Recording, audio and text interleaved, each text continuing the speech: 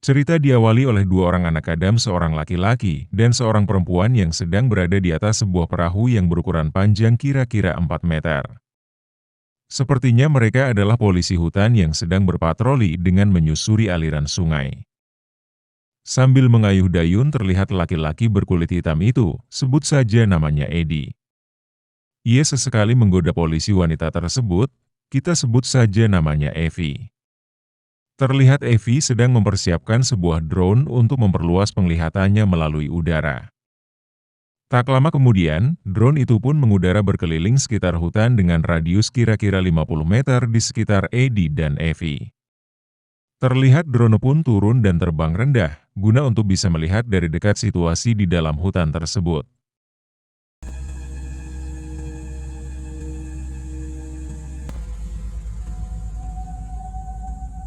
Tiba-tiba Evi pun terkejut karena kamera drone-nya tiba-tiba kehilangan sinyal.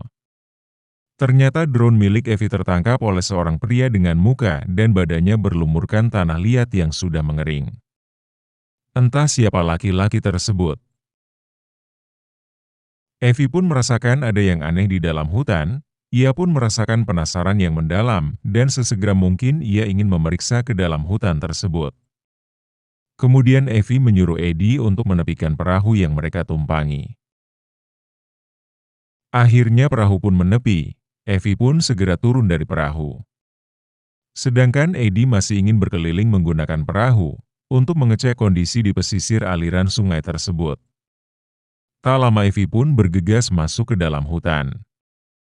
Di sisi hutan yang lain, terlihat dengan samar-samar dua orang pria sedang berjalan dengan membawa drone milik Evi yang kehilangan sinyal tadi. Sepertinya Evi menemukan serpihan drone miliknya yang sudah dirusak oleh pria yang menangkap drone miliknya. Sepertinya Evi ingin melaporkan kepada Edi apa yang telah ia temukan. Namun sepertinya handphone milik Evi kehilangan sinyal, atau Evi lupa buat beli kuota. Di sisi hutan yang lain terlihat dua orang pria tadi sedang mengerjakan sesuatu.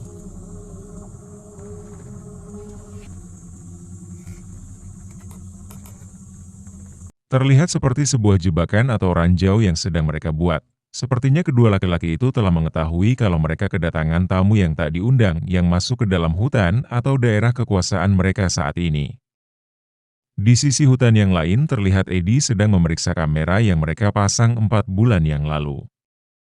Namun sepertinya Edi merasakan ada kejanggalan di dalam hutan tersebut.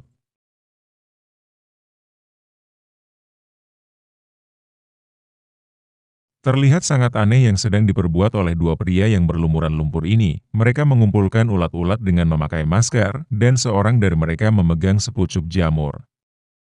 Sangat aneh, apa yang sebenarnya mereka lakukan.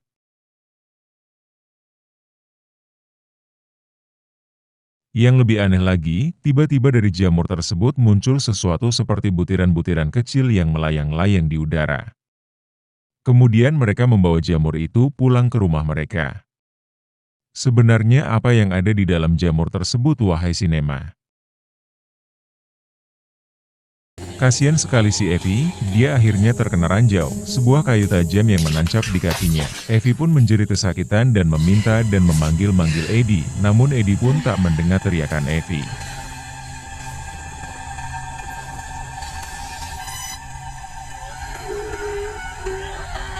Hari pun sudah beranjak malam, hutan pun sudah diselimuti kegelapan. Sewaktu Evi berjalan dengan kaki yang penuh luka, tiba-tiba Evi dikejutkan oleh sesuatu yang berwarna merah membara yang berada di ujung jalan itu.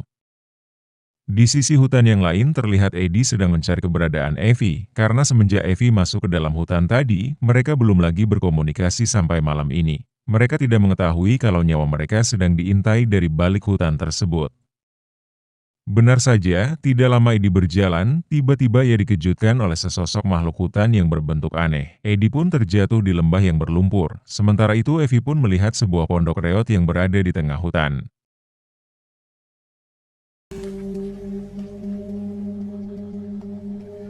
Setelah menggedor-gedor pintu dan tidak ada yang menyaut, maka Evi langsung memasuki pondok tersebut tanpa permisi. Evi pun langsung membersihkan lukanya dan segera ia beristirahat. Tiba-tiba Evi pun batuk batu, yang anehnya lagi, batunya mengeluarkan sebuah jamur kecil dari dalam mulutnya. Evi pun menjadi bingung dan sangat ketakutan sekali. Tidak lama kemudian masuklah dua orang pria, ternyata mereka adalah orang yang memasang ranjau di hutan tadi, dan mereka jugalah pemilik pondok tersebut. Di sisi hutan yang lain, Edi pun dikejutkan kembali oleh sosok aneh si penunggu hutan. Melihat itu pun Edi langsung berlari sekuat tenaga. Untunglah kedua pria tersebut berbaik hati terhadap Evi, mereka pun mencoba mengobati luka yang dialami oleh Evi. Lalu mereka bertanya, apa yang kau lakukan di dalam hutan ini? Evi pun menjawab kalau ia dan rekannya Edi sedang melakukan pemeriksaan. Sambil makan malam, Evi pun berbalik tanya, siapa kalian dan sudah berapa lama kalian tinggal di dalam hutan ini?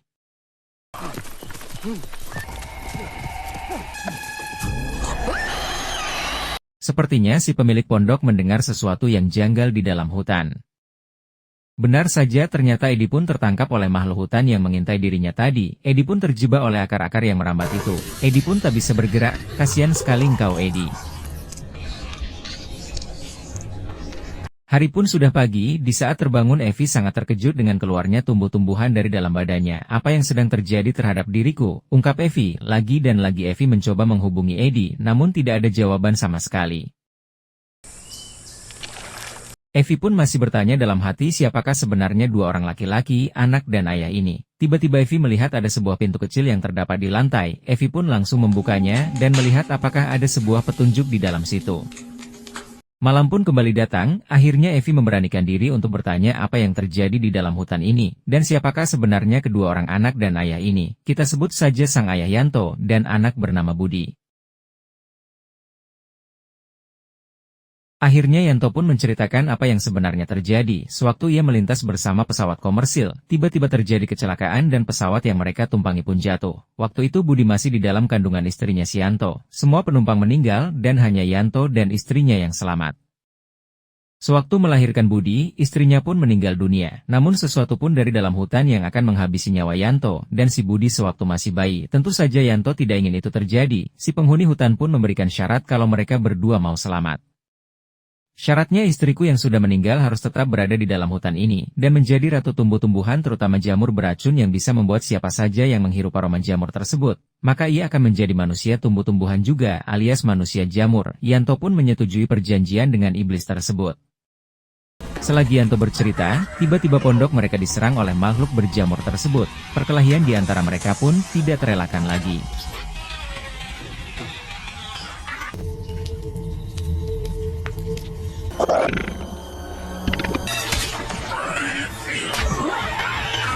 Setelah berhasil ditikam beberapa kali, akhirnya makhluk tersebut lari meninggalkan pondok. Evi pun kembali bertanya makhluk apa yang barusan menyerang mereka.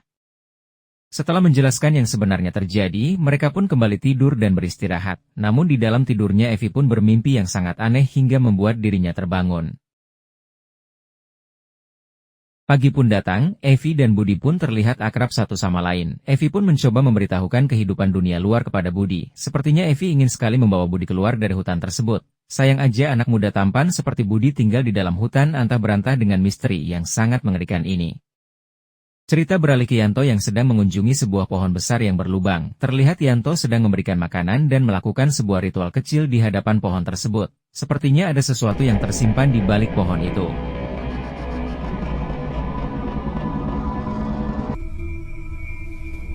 Ternyata Yanto mengambil beberapa petik jamur di dalam lubang tersebut, kemudian ia memakannya, dan ia juga memberikan jamur tersebut kepada Budi untuk dimakan. Sudah seminggu Evi berada di dalam hutan tersebut, namun setiap harinya tubuh Evi makin sering mengeluarkan jamur dan tumbuhan lainnya. Sepertinya Evi ini telah terkena kutukan atau ia tanpa sengaja telah menghirup aroma jamur iblis yang ada di dalam hutan tersebut. Mengapa Yanto dan Budi tidak terkena kutukan? Mimin, rasa jamur yang dimakan oleh Yanto dan Budi tadi adalah penawar racun tersebut. Lalu mereka bertiga keluar dari pondok untuk berjalan di sekitar hutan. Alangkah terkejutnya Evi melihat Edi yang sudah menjadi manusia tumbuhan jamur yang sangat mengerikan. Seluruh badan Edi sudah mengeluarkan jamur dan tumbuhan lainnya. Tanpa mengurangi rasa hormat, Yanto pun langsung mengeksekusi Edi agar bisa mengurangi rasa sakit yang dialaminya.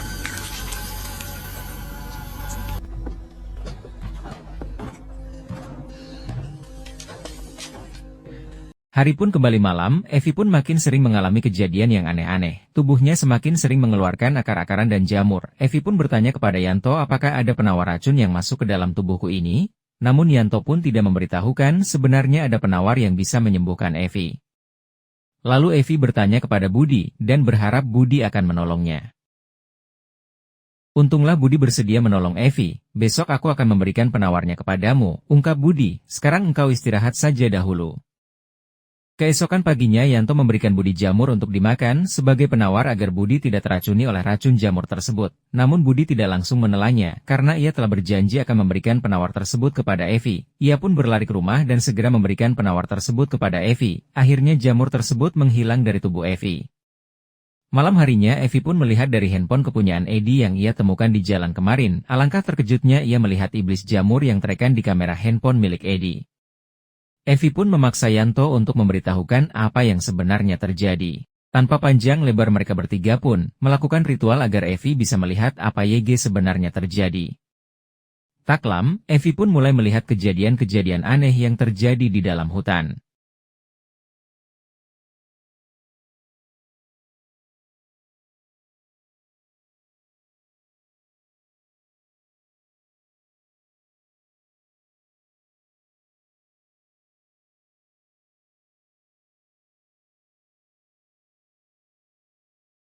Saat Evi terbangun dari mimpinya, Yanto langsung bertanya apa yang telah kau lihat Evi? Dan itulah yang sebenarnya terjadi di dalam hutan ini. Pohon besar yang berlubang itu adalah istriku yang dikutuk oleh penunggu hutan ini, makanya setiap hari aku memberi ia makan sepotong daging. Sekarang engkau telah mengetahui semua misteri yang terjadi, ungkap Yanto. Keesokan harinya, Evi dan Budi berencana untuk meninggalkan hutan dan pergi ke kota, namun tiba-tiba di jalan mereka dihadang oleh ayah Budi. Yanto pun membujuk agar Budi tidak meninggalkan dirinya di hutan. Pada akhirnya Budi pun menuruti permintaan ayahnya, lalu kedua ayah dan anak itu kembali ke pondok. Tanpa diketahui Yanto dan Budi, ternyata Evi mengikuti mereka pulang ke pondok. Setelah melihat Yanto dan Budi keluar pondok, Evi pun segera mengambil senjata di dalam pondok tersebut. Di sisi lain Yanto ternyata ingin mengorbankan anak laki-lakinya itu kepada iblis jamur, agar nyawa Yanto tetap hidup selamanya.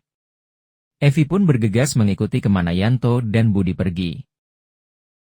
Pertarungan antara ayah dan anak tersebut tidak terelakkan lagi, dengan keinginan yang sangat besar Yanto ingin mengorbankan Budi di depan pohon iblis tersebut. Untung Evi datang tepat pada waktunya, eksekusi itu pun dapat digagalkan oleh Evi. Tanpa lama Evi pun menembakkan anak panahnya tepat di paha Yanto, dan membuat Yanto kesakitan dan terhuyung-huyung. Budi pun segera membantu Evi untuk mengalahkan Yanto. Namun pada akhirnya Yanto sendirilah yang menjadi tumbal pohon jamur iblis tersebut. Budi dan Evi pun kembali pulang ke pondok. Mereka membersihkan diri dan beristirahat, karena barusan mengalami kejadian yang sangat aneh dan melelahkan.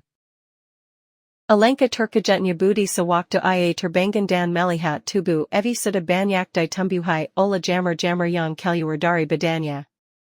Evi pun merasakan sakit yang luar biasa, namun ia hanya bisa pasrah terhadap apa yang sedang menimpa dirinya.